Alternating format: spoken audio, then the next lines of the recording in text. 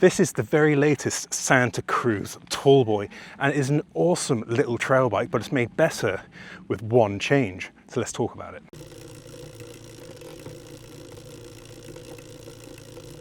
Alright, so there is an awful lot going on with this bike. Obviously it now uses a 4-bar linkage rather than VPP systems that we saw on Tallboys prior, and well, most of Santa Cruz's mountain bikes. But this system allows the brand to kind of tweak, chop and change all of the suspension's characteristics to kind of achieve what it wants from a trail bike like this. So there's 130 mm of travel, but Santa Cruz has dropped the anti-rise and the anti-squat just to make this bike a little bit more capable and more able to absorb fast-hitting bumps when you hit the trails. If we move on to the frame itself a little bit, there's been some changes there. So this is a carbon frame, as you would expect from Santa Cruz, although they also do some alloy models like the Valor that we tested up there. And the brand has made this bike to be a little bit more compliant than previous models, so that should make it more forgiving when rattling through technical terrain and generally just give you a bit of an easier time. This frame is packed full of features, so we have a brand new version of the glove box storage system. It's got a bigger lever so it's easier to play with. We've got an accessory mount on the top tube there, which I'm always happy to see, and of course there's room in the front triangle for a bottle cage.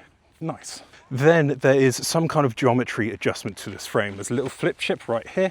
I've got it in a low setting, but this allows the user to steepen up the angles and make the bike a little bit more agile and maybe a bit more climb friendly. It's not something that I've played with, but it is nice to have. There's no harm in it. It's free, so yeah, stick it on there, why not? As for the geometry, it's a trail bike and it kind of sits in that genre quite well. So this is a large frame, and at the front we've got a 64.8 degree head tube angle in its low setting, and we've got around 77.2 degree seat tube angle. At the reach, that measures in at 472.2 mil, I think. In its steeper settings, that does grow to 475. So it's not the longest reach in the world, but I think for a trail bike it's pretty spot on. Of course then, this is a 29-inch wheel bike. There is no provision to change to a 650B wheel at the rear, and again, for a trail bike that makes perfect sense. You just get the easier rollover, a bit more speed, and it's all good. So this bike here will set you back £7,000, and it's got a pretty dialed spec, especially for a bike of this type.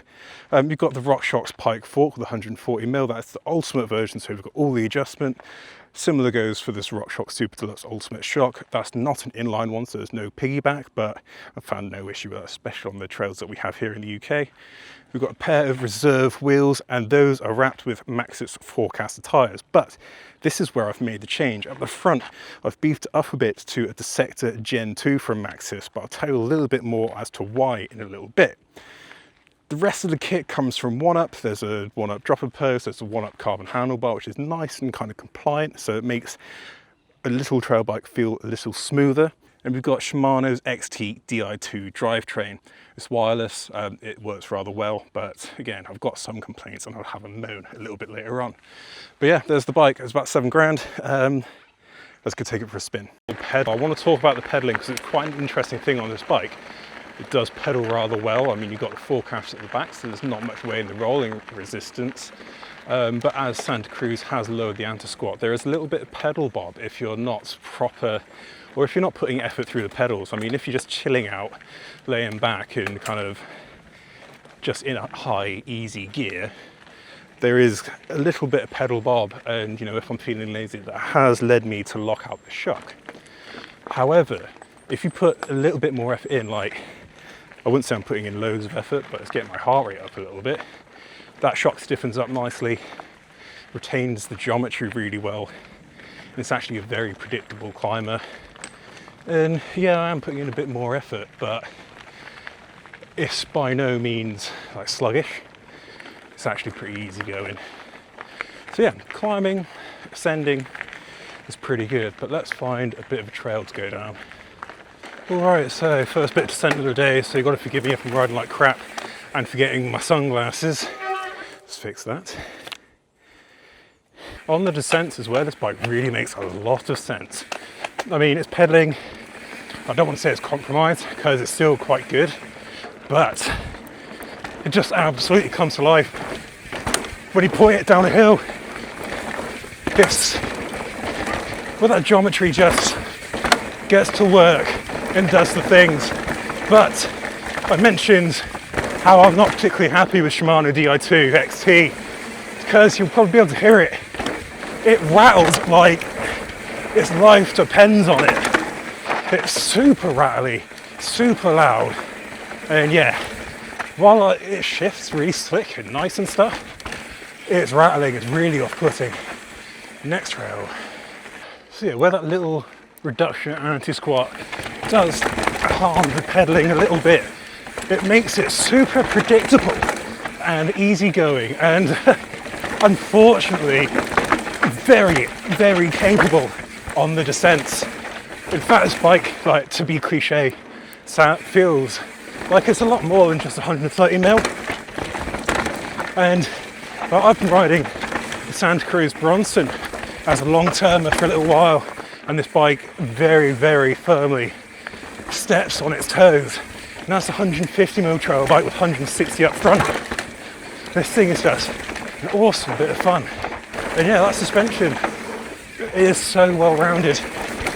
Again, it does give up a bit of performance on pedaling, but when it's just like all-round riding, I mean, we've just come through some chunk and now into some fast rolly stuff. You've got a good deal of progression there that keeps the bike propped up, but gives you a good amount of feedback and fun. And yeah, you can pump the terrain and just gather speed. And as we go back up the hill, it's just a comfortable bike to sit on. It's a trail geometry. And yeah, well, I'm not feeling too far at the front. And surprisingly for Santa Cruz, the actual seat tube angle is pretty damn good too. So when you raise the saddle, the seat doesn't come back too much. So I'm like, not directly over the bottom bracket, but over the back enough to keep traction at the rear, and over the front enough to keep the front wheel down. So yeah, all good stuff there. All good. Next trail. All right, next bit of track, and I just want to say, this bike is really flipping quick. For something of just 130 mil travel, kind of like low profile tyres, and just kind of a more svelte build, this bike absolutely rips. It is not slow by any means, and there's nothing here that holds the bike back. You know, it's just happy to go at the speed the trail commands. It's really fun.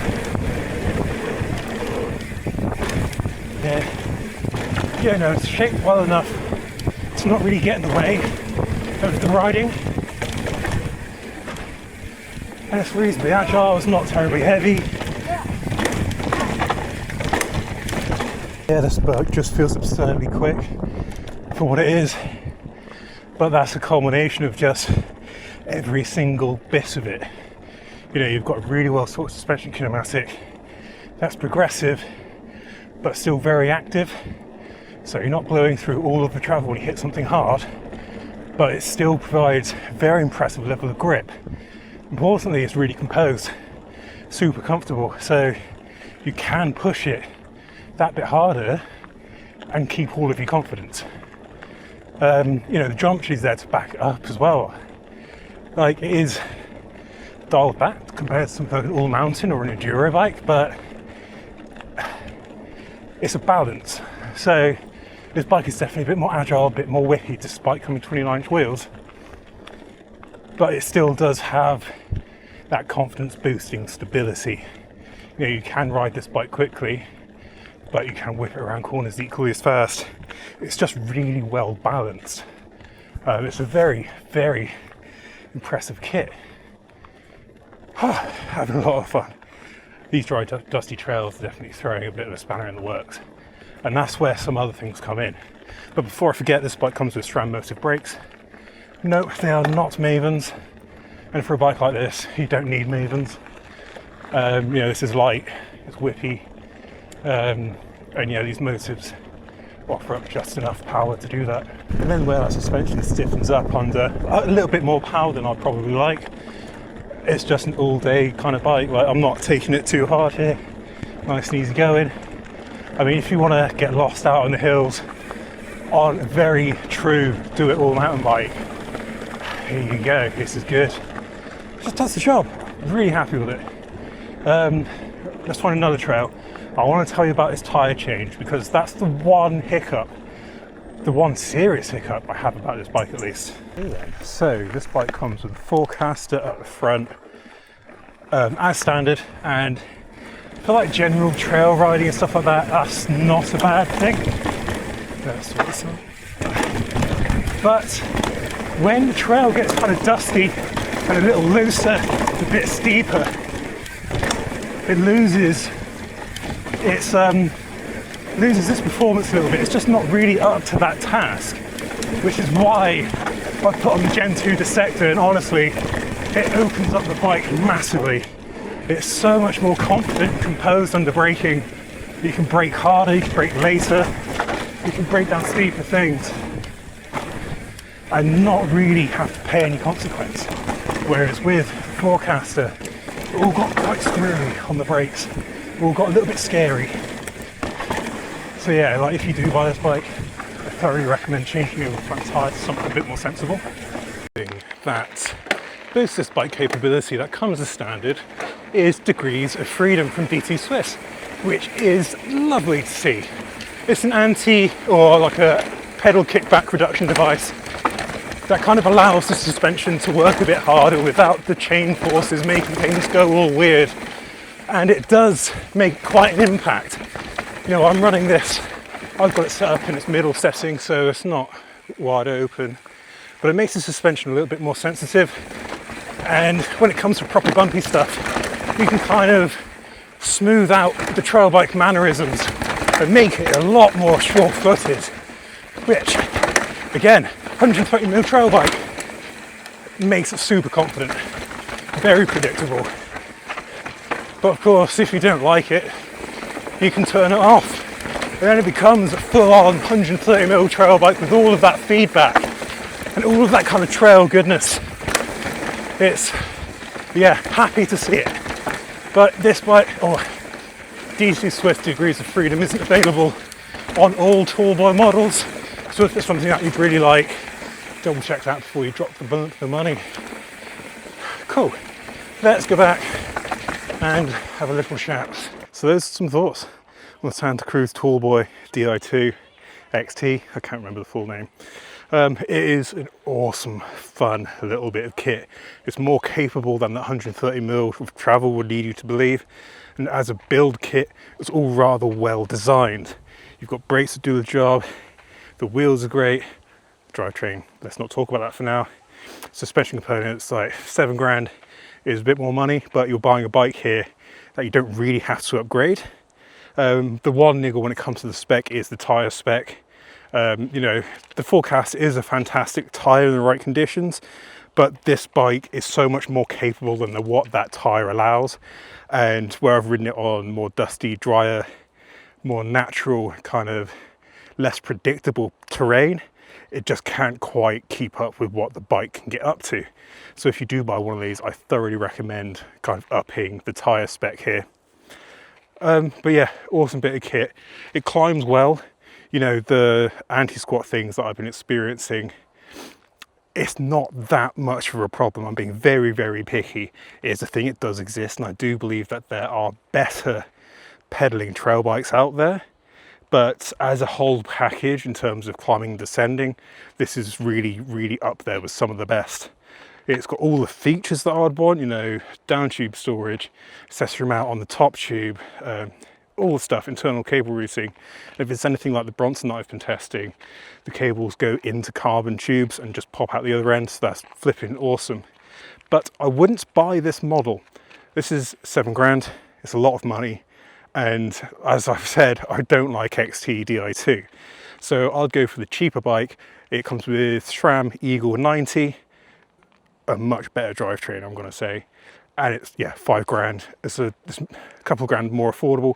You get like less sophisticated suspension bits, but they are simpler. And in my experience, they're still rather good. But then that couple of grand leaves you room for upgrades. So if you did want to get a posher fork, you could. Yeah, it's a bit of a no-brainer. And you know, there are other bikes like Canyon's new Lux Trail, which I've got in the van at the moment, which I'll be riding in a second. But that bike kind of takes the trail formula and really kind of puts it towards cross country. It's much more of a cross country bike than it is a trail bike, despite coming with a pretty rad geometry and 140mm fork, sorry. But yeah, there we go. My thoughts on the Santa Cruz Tallboy. It is cool. Really enjoyed it. It'd be sad to give this back. It's definitely a lot more bike than it looks like on paper. Cool. If you've got any questions on the bike, feel free to leave them in the comments below. If you like this review and want to see more, give us a like and subscribe. And thanks very much for watching. We'll see you in the next one.